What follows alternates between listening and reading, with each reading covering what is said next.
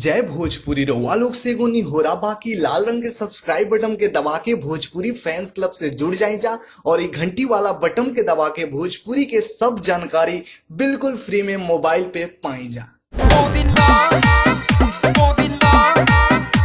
नमस्कार दोस्तों, आप सभी लोगों का स्वागत है हमारा चैनल BFC एल्बम न्यूज में। दोस्तों वीडियो को आगे देखने से पहले लाइक करिएगा, चैनल पे नए हैं तो सब्सक्राइब करके बेल वाले आइकन को ऑल पे सिलेक्ट कर लीजिएगा ताकि ऐसी और भोजपुरी की लेटेस्ट वीडियो सबसे पहले देखने के लिए मिलते रहे।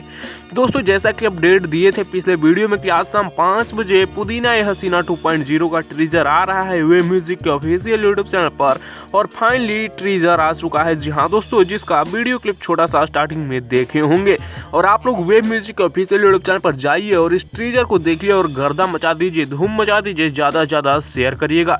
दोस्तों वेब म्यूजिक पे 5 बजे रिलीज हुआ जिस गाने को गाए हैं पवन सिंह जी, शिल्पी राज और गाने में पवन सिंह जी के साथ में स्वीटी सुपारी नजर आ रही है। जिस गाने को लिखे हैं रोशन सिंह विश्वास, पीयूष राय, म्यूजिक डायरेक्टर प्रियांशु सिंह जी हैं, वीडियो डायरेक्टर रवि पंडित हैं।